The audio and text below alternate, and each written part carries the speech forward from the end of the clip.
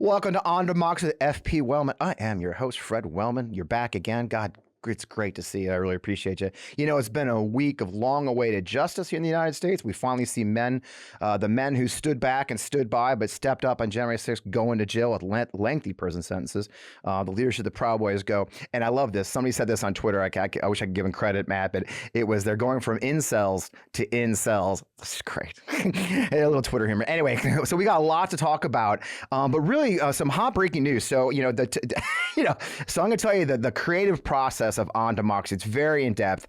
Every week, I frantically try to find a guest that is timely, and I wait to the last minute, and me and Matt freak out about being on time. And but with the breaking news of Tommy Tuberville and his insanity, my friend Alex Vindman got to chat with him yesterday about it. I thought, who better to have back on the show? He was our first guest in studio 11 months ago. That's how long we've been doing this show in the studio. So I want to welcome him back. So let's just get to the show.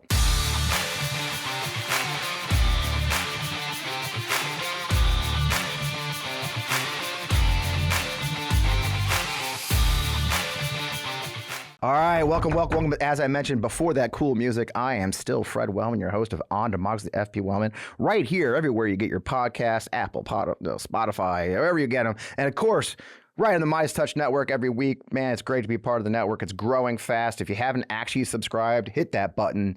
Subscribe, like, share, leave comments. Hey, if you join the show, by the way, you'll see that I hang out on Friday night when we post the show on Midas Touch Network, and I'm answering your questions. I had some people freak out because actually me, I hang out. I got nothing better to do. We drink a glass of wine and answer your comments and replies on the show, so I'm glad to have you.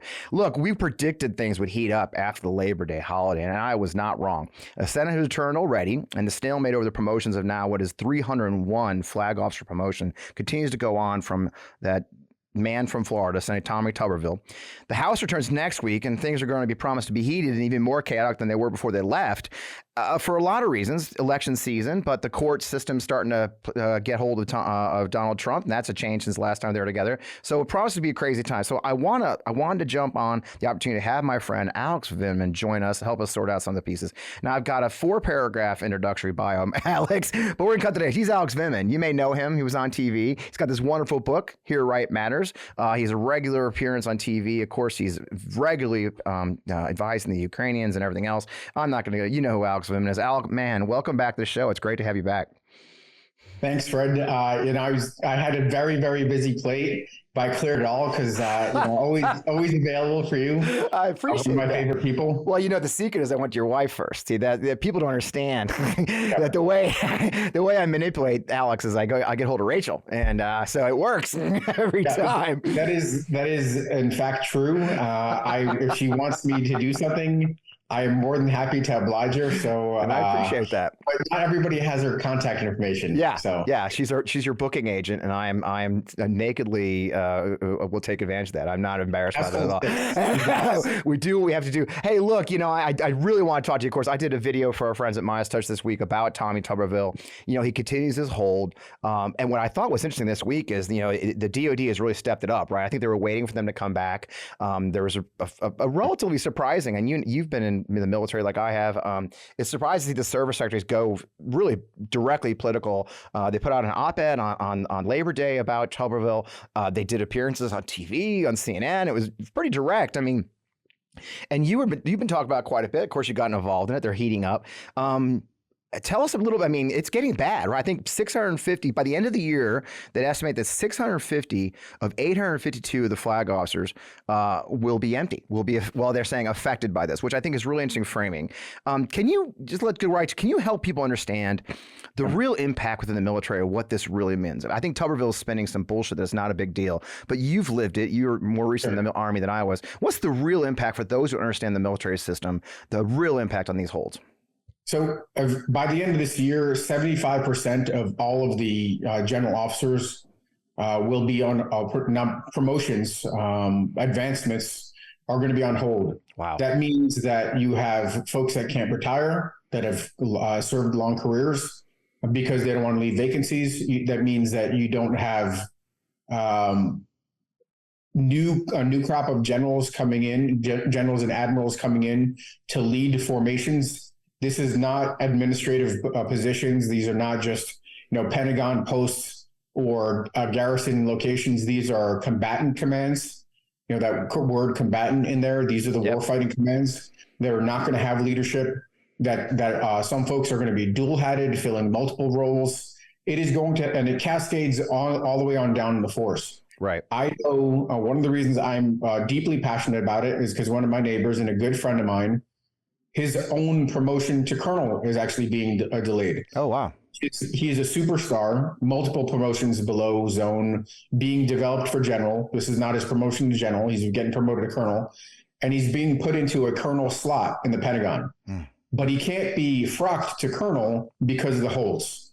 So this works its way down the entire line, and certainly long-term, I think the effects on folks that are considering careers in the military and deciding whether they want to commit to a institution that was apolitical, service-bound, selfless, but is now being politicized by the likes of Tommy Tuberville and, frankly, the Republican Party, because it's not just Tuberville. It's the Republican Party. It's the fringe element of the Republican Party.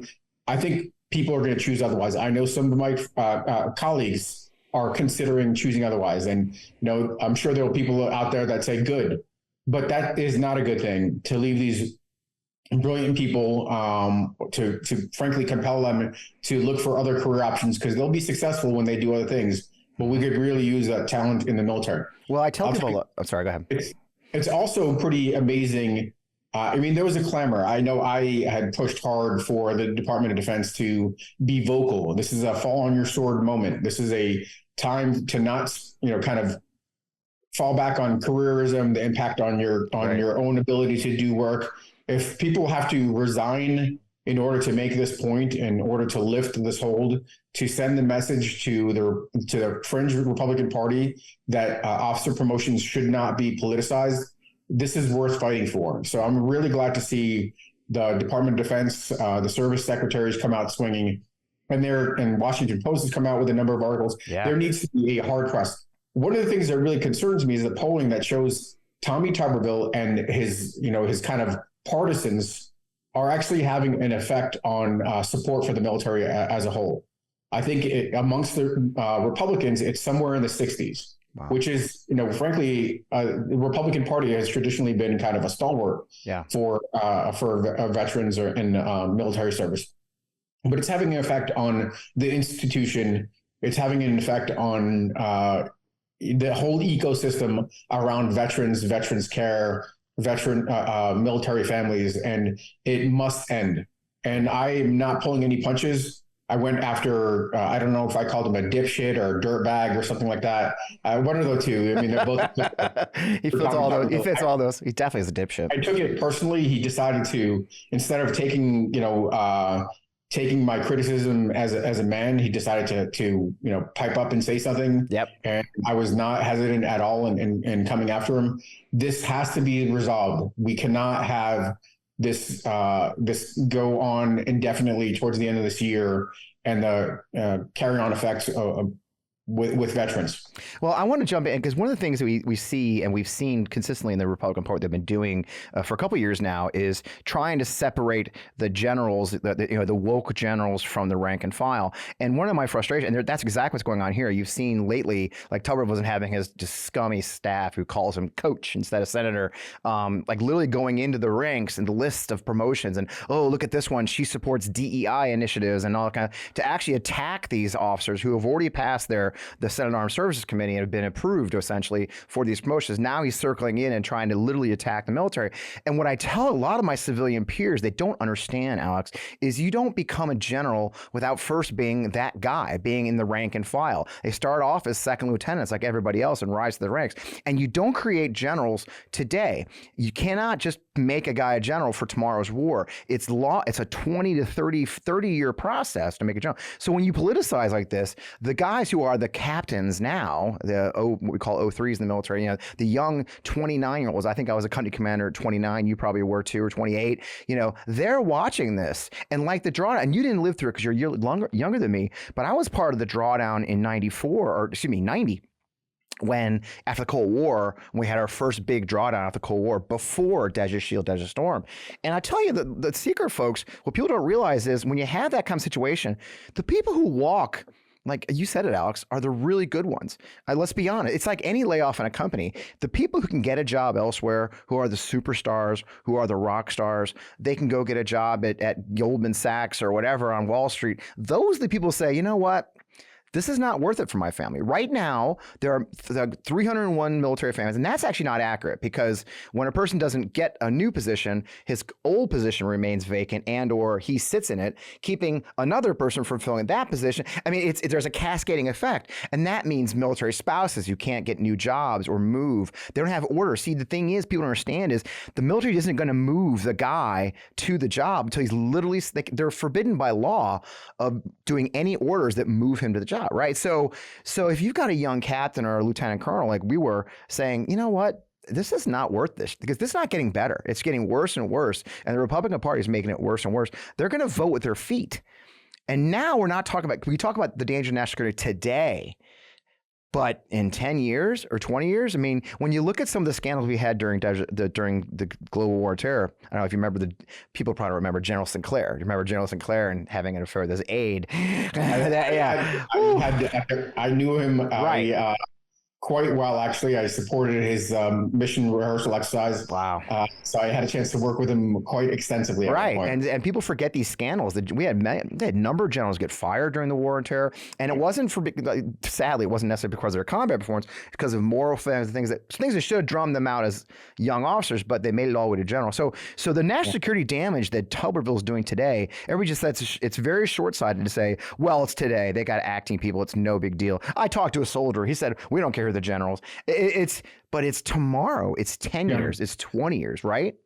So the national security component is compelling because we know the world is not going to get simpler. It's going to get more complex. Yep. We have all sorts of challenges on the horizon. But I take this personally. I take this personally because I know exactly what these officers are experiencing from the fact that they're being attacked and cannot defend themselves. Right. I was attacked by Trump, the Trump White House, and the MAGA wing, the MAGA ecosystem. And because I was in the military, I could not punch back. Right. I had to sit there and take it. I mean, fortunately, I had some kind of partisans outside the system that were able to say something like you, like that could say something on my behalf, attest to my competencies and so forth. But these guys really don't have the means to say anything because they would further inflame the issue. Yep. They are prohibited from actually criticizing the Senate by law. Right. They're forbidden from criticizing a sitting senator. It could be a violation of Uniform Code of Military Justice. Yep. So the bottom line is what it comes down to is that they are bullies and they are attacking these officers because they could get away with it. And that disgusts me.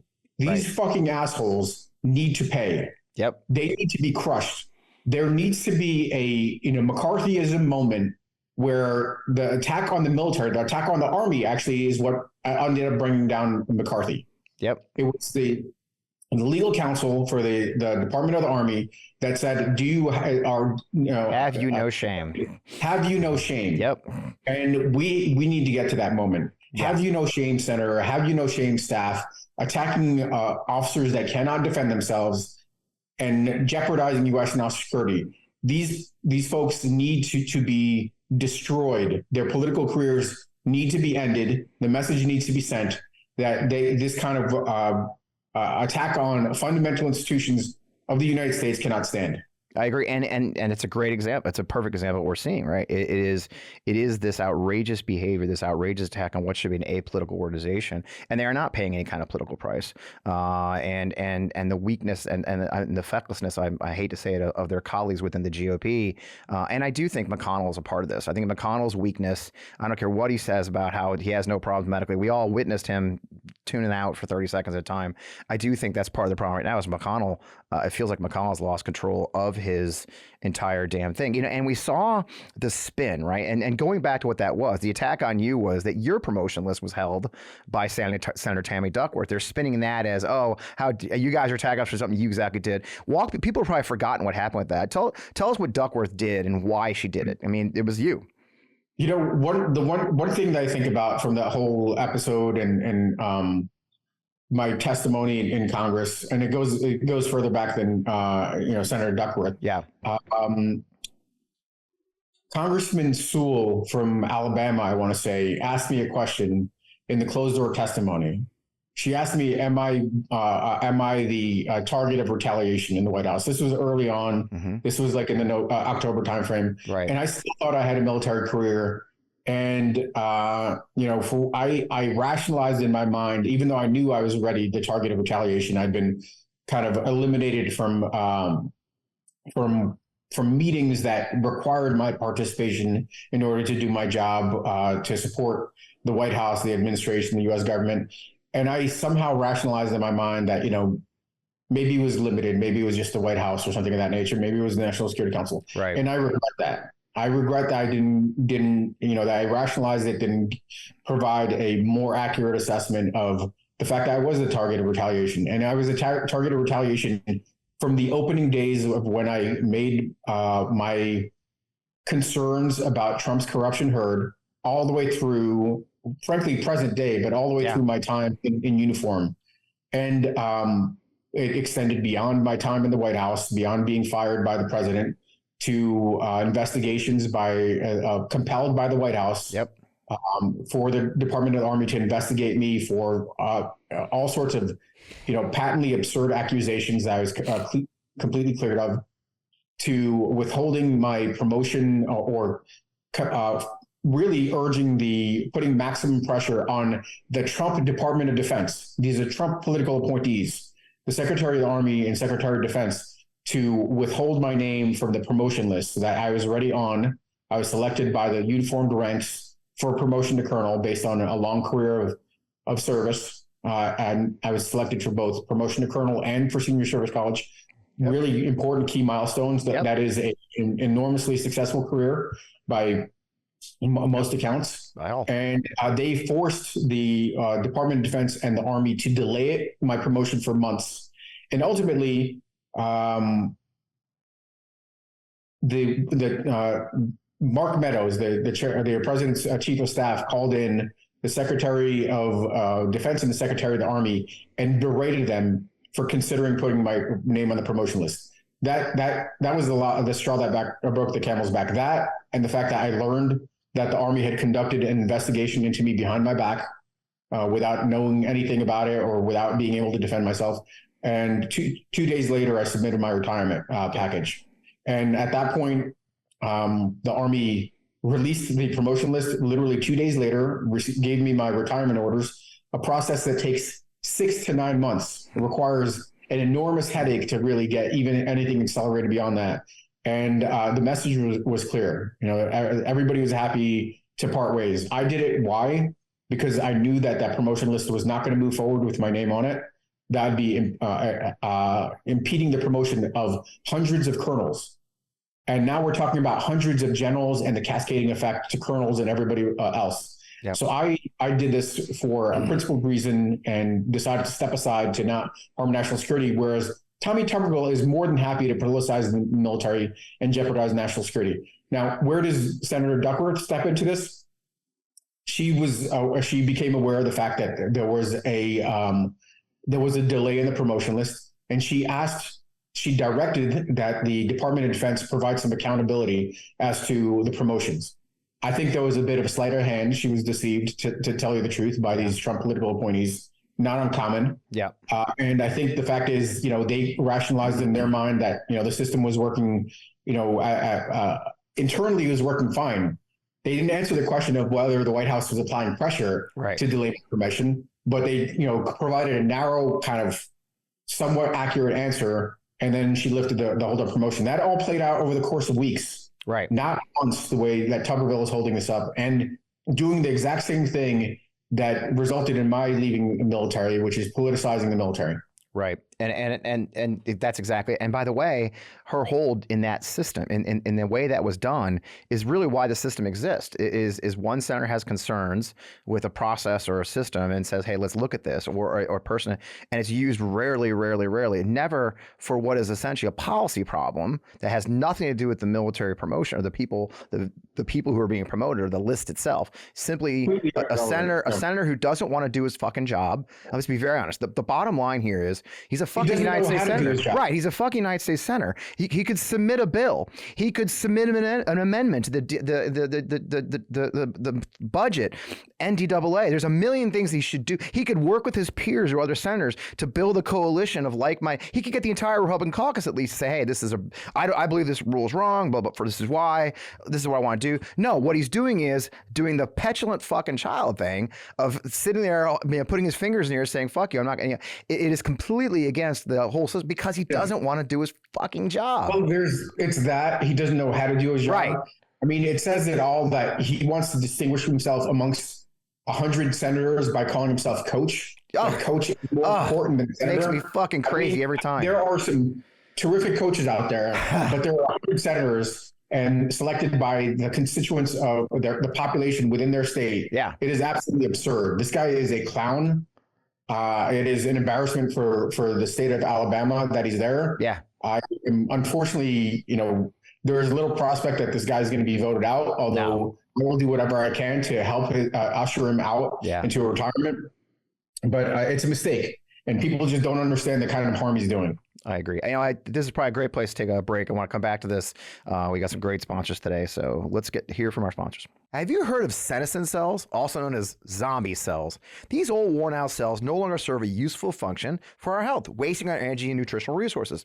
These zombie cells tend to accumulate in our bodies as we age, leading to the aches, slow workout recoveries, and a sluggish mental and physical energy associated with that middle-age feeling, which I might know something about.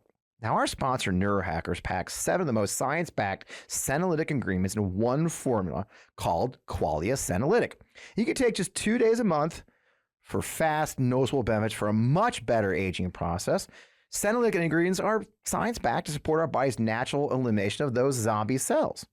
Now, my body and energy levels feel about 15 years younger after just a couple of months of adding Qualia Senolytics to my diet. I love how easy it is to take, having more physical and mental energy for my family, my friends, my gardening, my walking. It's a win in how I show up for those I love and the things I love doing. My productivity is doubled. I feel invigorated, enthusiastic, with the daily drive and motivation to get things done. And let me tell you, I got a lot of things to get done. Now, the formula is a non-GMO, vegan, gluten-free, and the ingredients are meant to complement one another, factoring in the combined effects of all the ingredients together. Now, it's also backed by a 100-day money-back guarantee, so you have almost 3 months to try Qualia Senolytic at no financial risk and decide for yourself. If you're in your late 20s or older like me, adding Qualia Senolytic to your diet could play a crucial role in combating negative aging symptoms. Now, go to neurohacker.com/Fred for up to 50% off Qualia Senolytic, and as a listener of On Democracy with Fred Wellman, use code FRED at checkout for an extra 15% off your first purchase. Now, that's neurohacker.com/Fred to try Qualia Senolytic with code FRED. Start aging on your terms like I have. Nowadays, when I drink alcohol, I don't bounce back the next day like I used to. So a lot of the time, I'll be the only person in the group not drinking, or I just end up skipping plans with friends altogether. That is until I discovered Z-Biotics. Now, Z-Biotics Pre-Alcohol Probiotic is the world's first genetically engineered probiotic. It was invented by PhD scientists to tackle rough mornings after drinking. So here's how it works. When you drink, alcohol gets converted into a toxic byproduct in the gut. It's this byproduct, not dehydration, that's to blame for your rough next day. Z-Biotics produces an enzyme to break this byproduct down.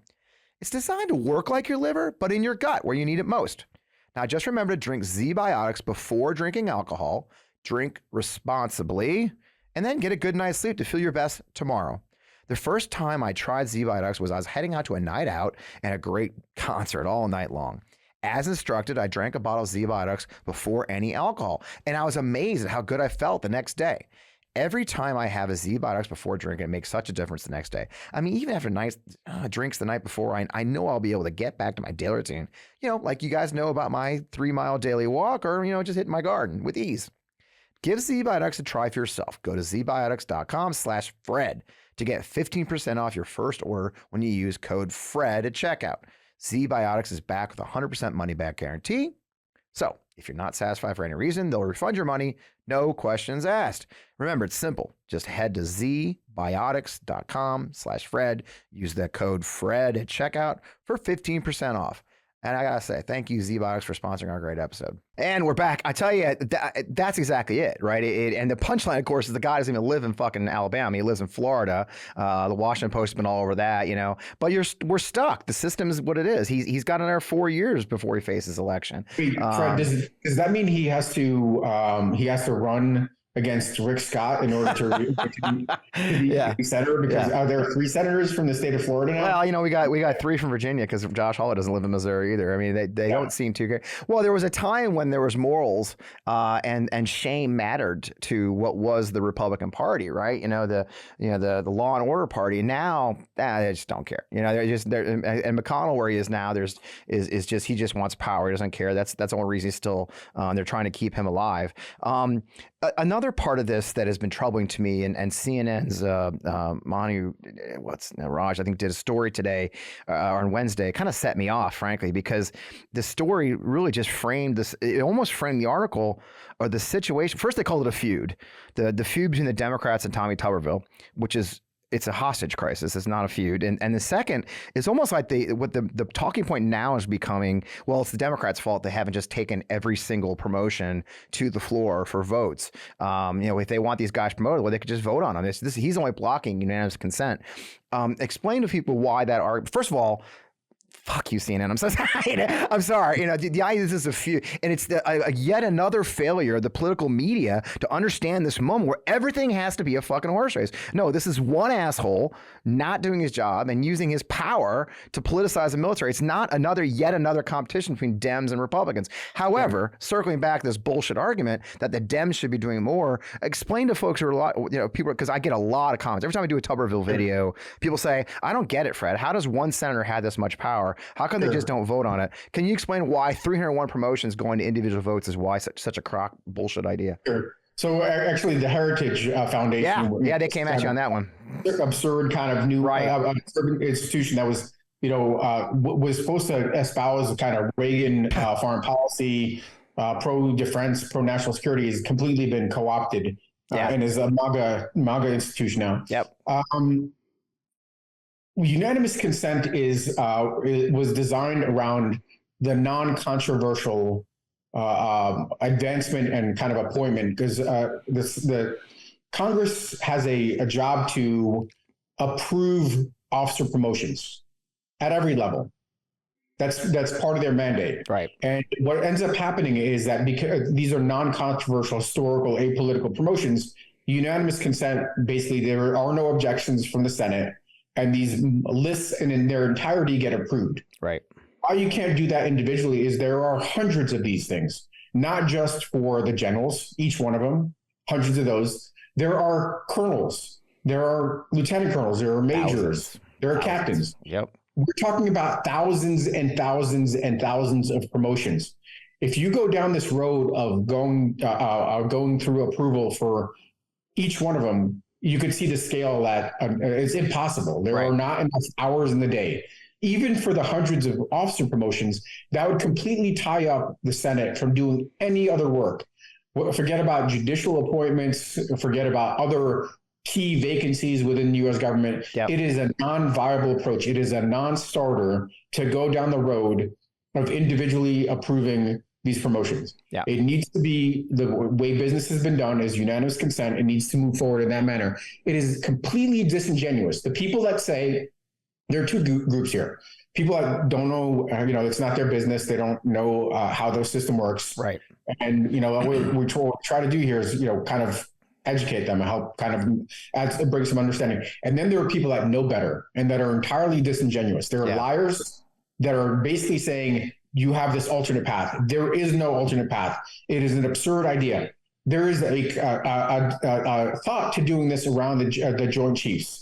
I think it'd be bad business to go down the road of individually confirming Joint Chiefs. It's not without precedent, but it's It's again non-controversial.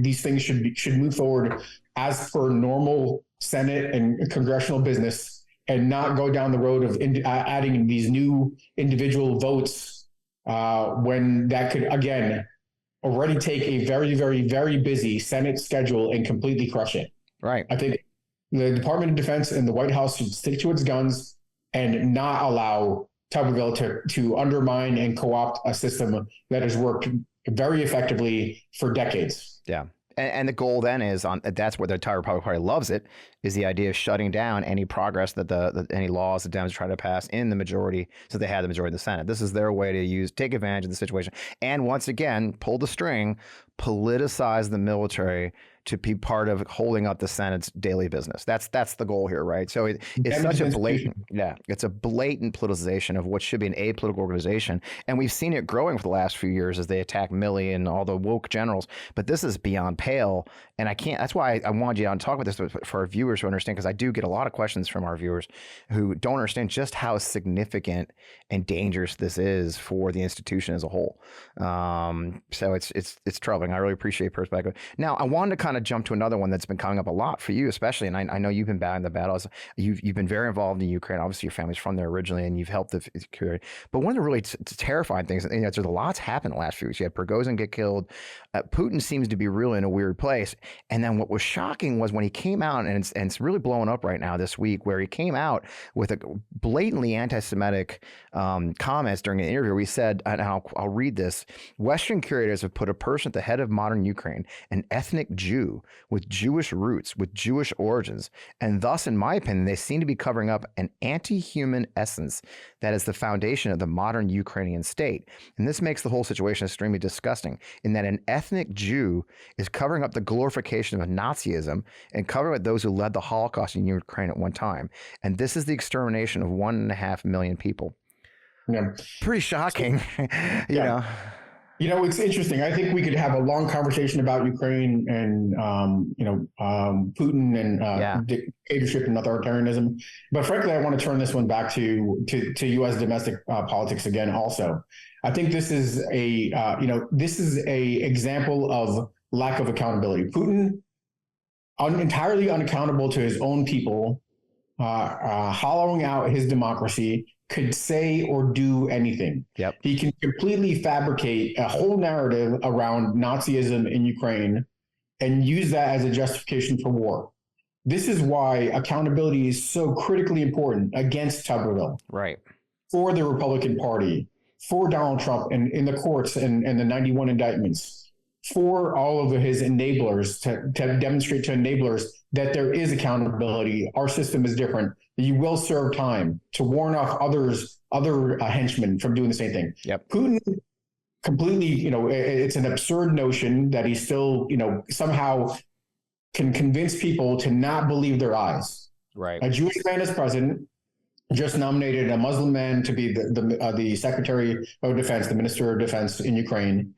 Ukraine is a multi-ethnic, what is the term that we use for a multi-confessional state? A very, very diverse society. But he doesn't want you to believe that. He wants you to believe his ridiculous narrative that, in spite of the fact that there are Jews and Muslims and the fact that it's a society that is increasingly welcoming to kind of the diversity of populations, that it's a Nazi society, right? Which is absurd. And again, the Republicans want to do the same thing.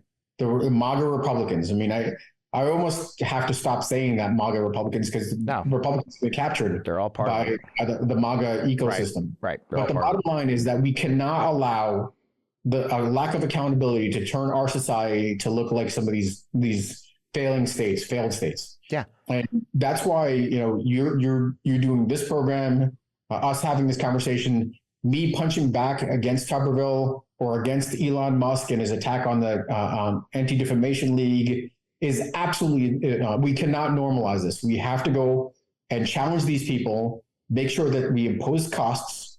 In the case of Twitter, we impose costs by warning off advertisers to continue to advertise and enable Twitter that 60% hit on advertisement should crater.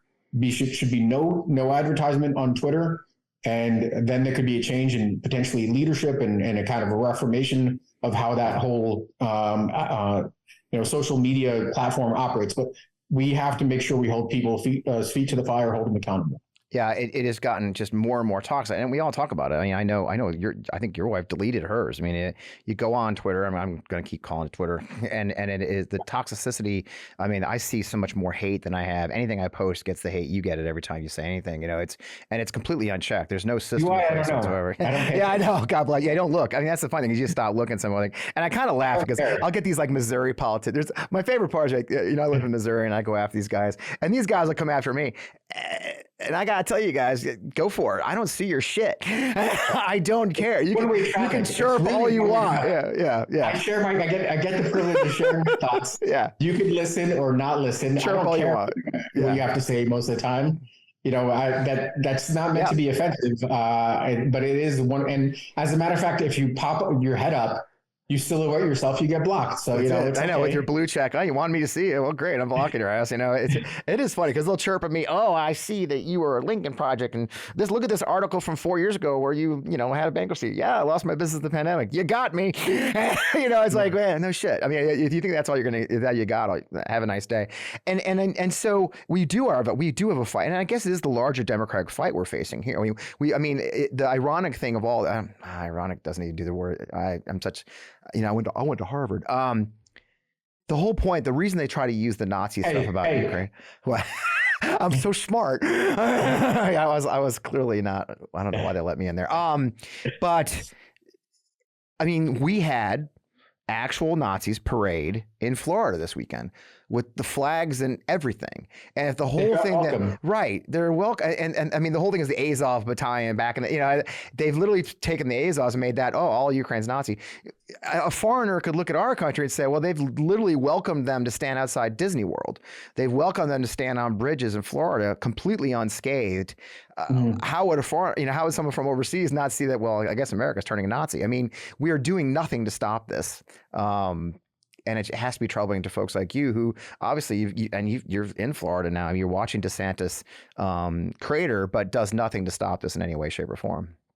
Well, cratering helps. The fact that yeah, no shit. Presidential campaign is cratering is a good thing. Yeah. I think that we shouldn't read too far into it. It means that there's still a whole group of people around supporting Trump. But I found the latest kind of data to be really heartwarming. Which is 59% of Republicans still support Trump. Yeah. That is actually not you might say that as, wow, that's a lot of people that still support him, but that's 59% of his own freaking party. Right. That is a horrible, horrible number. Right. We're talking about like a Republican Party that's in the tens of millions and he won 71 million votes in the last time around. He's basically setting himself up to win 40 million votes? Right. Like one of the most disastrous showings in electoral history. Yeah. Bring it.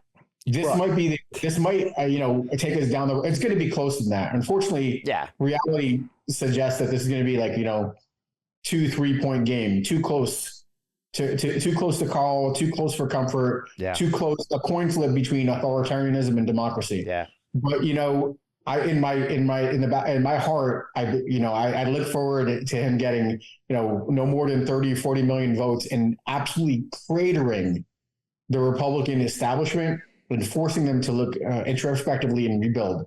That is, to me, would be a amazing success. Yeah, and we've said for a while that they need to have devastating losses at the ballot box and be put out and relegated to the wilderness for a while to reset.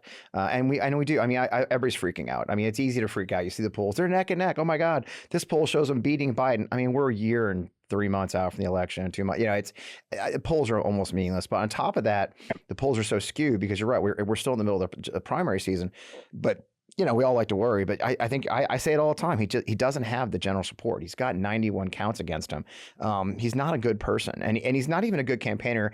He was a better campaigner in 2020. He's not even trying right now. He thinks he can coast back, seeming to forget that he actually lost, which I guess he doesn't believe he did. But yeah, it is a moment. We know we're going to have giant turnout from the left. And I've said a couple times on the show, if people listen often, how I've read stories from across the country where Republicans who were going to run this cycle, like for Senate or Congress, passed. Like locals, they were sure going to run because they know. And I had a state legislator here in Missouri, a Democrat, who speaks to her Republican colleagues regularly. They told her, we know we're in trouble, that the Gen Zs are coming. Gen Z's watching. There's a movement in the left. The abortion issue is a huge issue.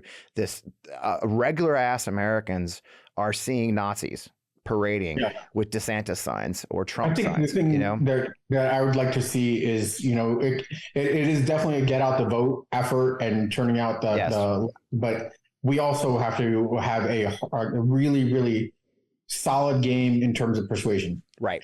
We need those independents to come out and also, vote in fairly significant numbers. They can't stay home. They have to come out and vote in significant numbers. A 60-40 game amongst the independents. That is what's going to be critical to this election. Yeah. Because there are swaths of this country that are displeased with both parties and will consider themselves independent. Yeah. And we need those folks to be persuaded also. So that doesn't mean extreme kind of left, ultra progressive policies. It needs to be about getting things done, producing for constituents, producing for the public, continuing to make those kinds of investments that the Biden administration is doing a better job of selling, but that have created enormous amounts of jobs and unparalleled prosperity. It's interesting, like up until months ago, people were like, okay, how long before China overtakes us? Right. It's not going to overtake us. Right. Right now the data seems to suggest that by the time you get to 2040, China is going to be experiencing 1% GDP growth. Wow. If it ever comes even close to matching us on GDP, and that's different. That's not per capita GDP. Per capita GDP is really the true wealth indicator. You're taking, 24, let's say we take 24 trillion divided by 330 million. Yeah. That's one number versus, they're about 17 or 18 trillion divided by 1.4 billion. Yep. That is a huge disparity in wealth. But let's say that top line number, that GDP number if it ever gets close, it's going to be a blip. Because on the back end of that is a massive demographic hit that China's going to take. And we're going to stay the biggest country, the most powerful country in the world. And we need to start acting like it. We need to start acting as like the world leader, like the leading democracy, like the arsenal of democracy, whether that's support to Ukraine, whether that's nurturing democratic institutions around the world. Yep. Your on democracy is not just on democracy in the U.S. It's on democracy around the world also. We have a lot of viewers and followers. I get it. Australia. Thank you, by the way. I get comments from Australia, Canada, England. It's really remarkable how many international folks watch the show, and they do, and they fret. What's amazing to me, consistent in the comments from overseas, is we're worried about America. We're worried about your nation. We're worried about your nation as a leader. They all recognize that while imperfect, we are a leader of these a leader of the world. Again, I credit Biden constantly about Ukraine. The work he's done to create a coalition to support NATO. Germany, did you see that? I know you saw how Germany produced Gepard Sabo tank rounds in, what was it, 18 weeks or some ridiculous, like from scratch. I mean, Germany, people don't understand how. So when I'm talking about folks, there's they're giving Leopard tanks to our friends, the Ukrainians. And the problem was ammunition. And Germany, of course, has not been supporting their military, their defense industry. And Germany stepped up and gave them tanks. And they had to actually reactivate a ammunition factory that hasn't been used. And they got new ammo in about, was it 18 weeks, Alex? Am I crazy? It's just a shocking number, it's incredible. And so the Ukrainians, they're not getting old shit from North Korea like the Russians are. They're getting brand new ammo off the factory line, the most modern possible pieces of equipment going to the front lines on the most modern tanks available. I mean, it really is. That is all because of Biden. I try not to be a super cheerleader guy, but that's because President Biden and his administration stepped in and quietly led or loudly led overseas to kick our allies in the ass. All of Trump's bullshit about defunding NATO and they don't do enough, bullying them, didn't do shit. Biden quietly pushing, sending out his smartest people has done the exact. Well, so let me comment on democracy on Ukraine. Yeah. We've done a lot, but there's frankly more to do. Sure. This war is likely to go on through 2024. Unfortunately, I think next July, when we have the Washington, D.C. summit for NATO, we need to invite Ukraine to join NATO. That'll be the ultimate guarantor of security in Europe. Yeah. Russia will not attack Ukraine in NATO, and it can ensure that we have peace and stability in Europe. Between now and then, we need to provide ammunition in the quantities that the Ukrainians need. That is a huge shortfall in artillery ammunition. F-16s need to come in quickly. Helicopters, which you know well, have not even been part of the conversation. Those need to be in there, layered between F-16s for air cover and air defense systems forward, including Gepards. The helicopters, attack helicopters, would be a huge capability enhancer there. Yep. Drones need to be in there. That is EW systems, all sorts of different things. Yeah. And we have ATACMS. These are things that the administration is actually being too slow in delivering. Yeah. And that's something that I talk to them about pretty regularly. And I urge them to not have blinders on to kind of the consequences of a longer war scenario. So there's a lot to be done, but we still have months left in the fighting season for Ukraine's offensive right now. And Ukrainians are picking up steam, plugging away. They're going after the center of gravity, which is Russia's combat power. They're breaking Russian combat power. And then after that, they'll have a much easier go of liberating territory. But that's what's likely to shape up over the course of the next several months. Well, I really appreciate that. And it's so important. And things are changing over there, with the Prigozhin murder, his unfortunate accidental death. He was murdered. And what will happen with those troops and those mercenaries being rolled up within. And that has a global impact, right? And I think I'd love to get your perspective on that, because I think people get focused in Ukraine with Wagner Group, but Wagner's everywhere. They're in Africa. They're the strike force for a lot of really terrible shit. Syria, Africa. I mean, is there any kind of hope at all that we'll see change, or are they just going to get swooped up by somebody else and change the name and still be just as fucking evil? Yeah, they're basically subordinated back under the Ministry of Defense. Right. There's the budget. It was the Russian Federation budget that supported Wagner in the first place. So it's really kind of a thin layer of non-attribution to Wagner before. But it's absolutely clear that they're supported by the Russian Federation. Now they're subordinated to the Ministry of Defense and to be an instrument of the Ministry of Defense with a high level of activities in Syria, in Africa. So they're going to still be there mucking around. Not anything significant in terms of the impact of Prigozhin. Will probably have some impact on morale, effectiveness. The Ministry of Defense has proven itself to be pretty bad at managing. Yeah. So I think it's going to degrade their operations. But I think in general, it's not going to completely upend all those activities and troublemaking. Yeah, that's unfortunate, because it is a state power now. Well, hopefully the good news is, like you said, the Ministry of Defense has proven itself to be monumentally incompetent and corrupt.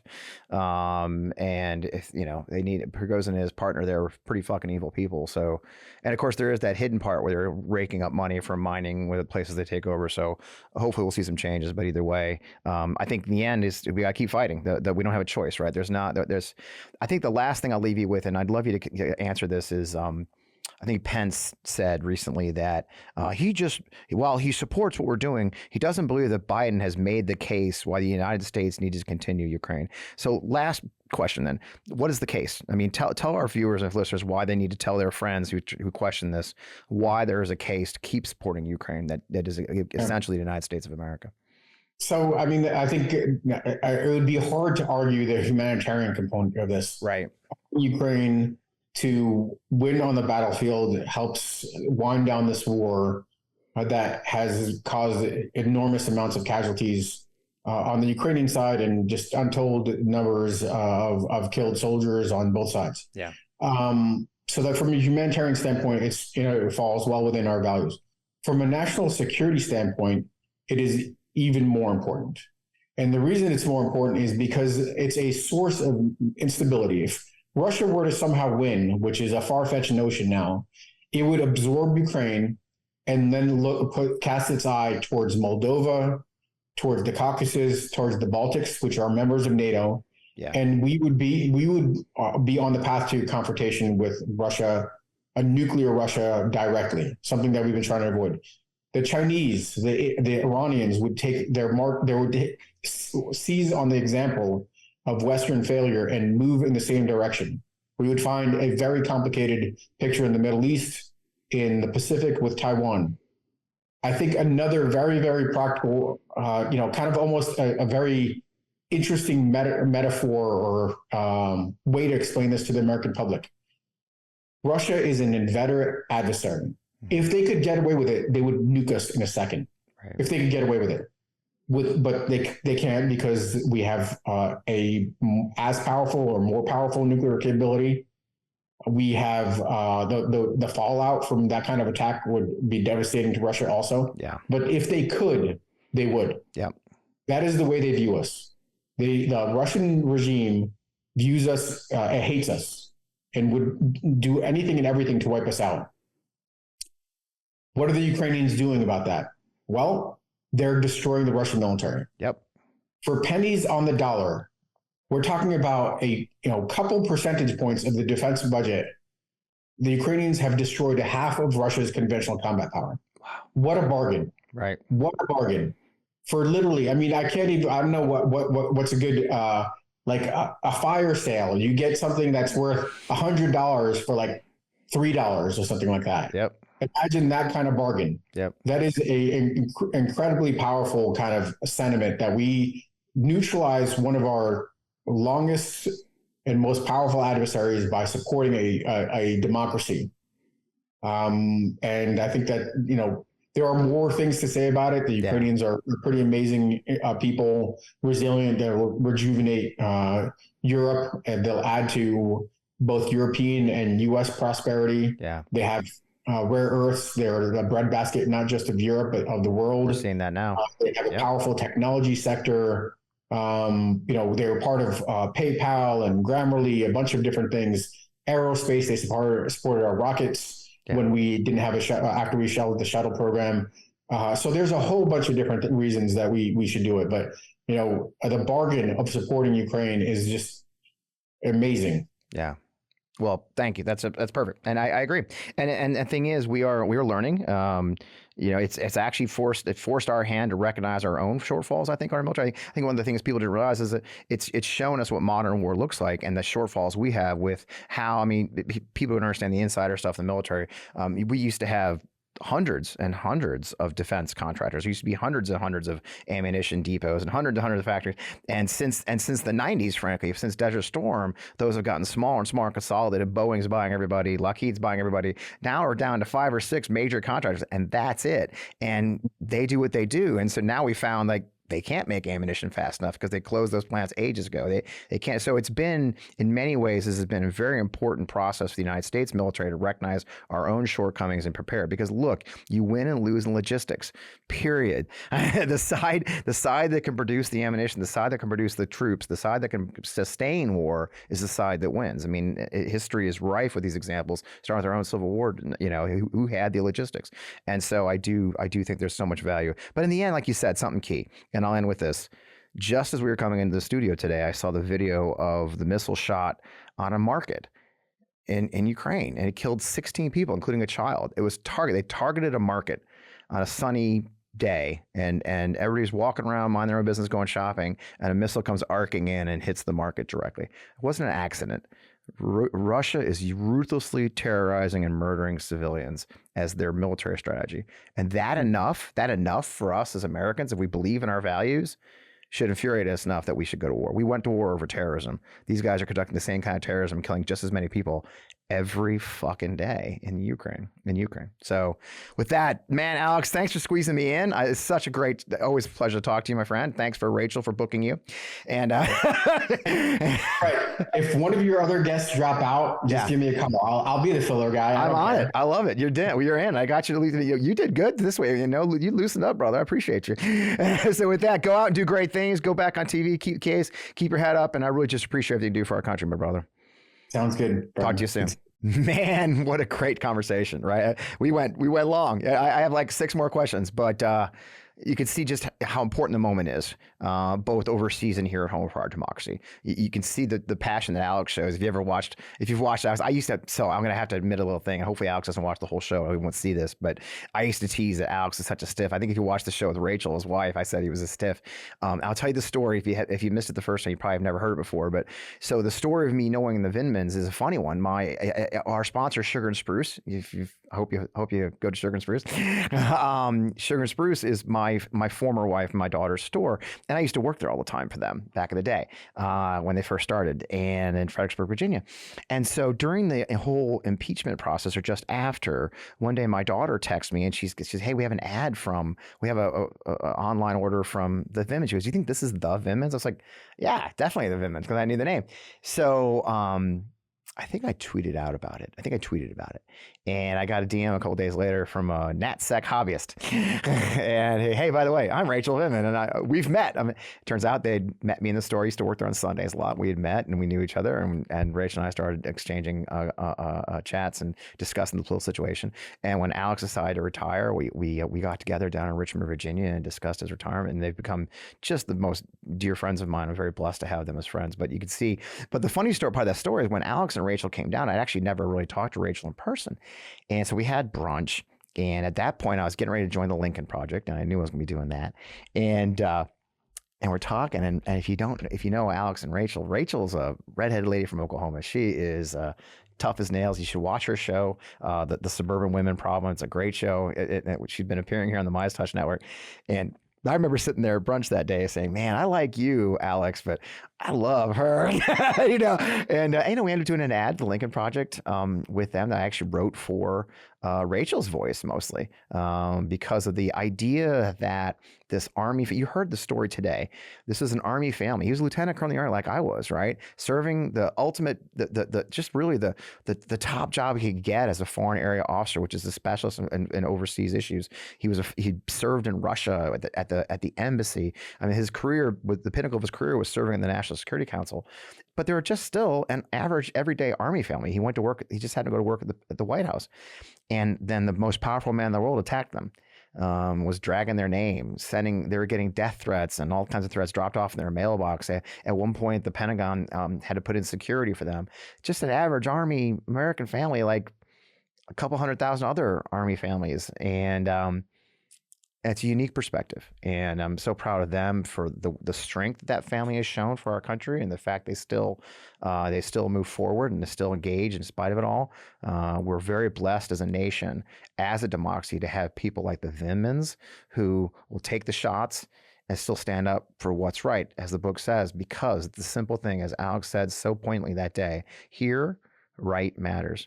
And that's what we're proving every day. And that's why you're here watching On Democracy, why you're here in the Midas Touch Network, why you're engaging with your elected officials, why you're stepping up. And I'm just so pleased to be a part of the community. I'm pleased to have all of you in our community. As I say often, I had another video this week talking about the positive things. We are winning. It doesn't always feel like it. I'm sure the Ukrainians, it's tough. When a missile hits a market and kills 16 people, including a child, it's hard to see winning. But we are winning. It's darkest before the dawn. But I believe in my heart that if we all stick together, if we continue to use our voices and continue to use the power that we have as American citizens and even overseas, we will win, because right will win. You have to believe that. So we're seeing it now. We see our Proud Boys going to jail. We see the justice system, probably the wheels of justice finally turning very publicly, so we can see them turn. And that's what we ask of our democracy. That was the dream, and we're living it right now, and we'll continue to. So with all that, as always, I remind you, and I will ask you. It was my birthday last week. Thanks for those who joined Forgotten Democrats. I put a plea out on my social networks to join the Forgotten Democrats for my birthday. I appreciate those who did. You can still do it. It's easy to join our email list. You just text Fred to 33777.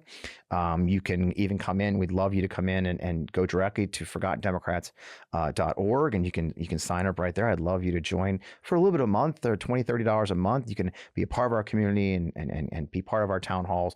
I've been meeting the most incredible candidates. I've talked to 4 or 5 different candidates who are all running for their second time in Forgotten Democrat districts who could use the support this time, and we intend to raise the money to help them. So for all that, thank you so much for being a part of all this. As always, you can find me at FP Wellman. I am still on Twitter. I would say I'm there because that's where the fight is. Okay. It is what it is. However, I'm loving Threads. I'm FP Wellman official there. I'm FP Wellman official on Instagram. The show is On Democracy Pod. Of course, if you want to get stuff sooner, for those who sign up for our Substack, you'll get the podcast a day early. If you're a big fan of that, you can just go to fpwellman.substack.com. Really easy. Love to have you part of that community. We're ramping that up again now that we're in the fall, and we tell some great stories. We actually tell some personal stories, my personal stories as well. I'd love you to be part of our Substack community. As always, we're coming to you from Half Coast Studios with our friends at VIE Media, digital marketing agency, VIE.media. I just thank you. I say it a lot. I mean it. Thanks for being part of this community. Thanks for being part of the Midas Touch Network. Thank you to the brothers, Ben, Brett, and Jordy, who are such great partners for me, to mentor me and teach me and be a part of all of this. So let's hang in there. I'll see you next week.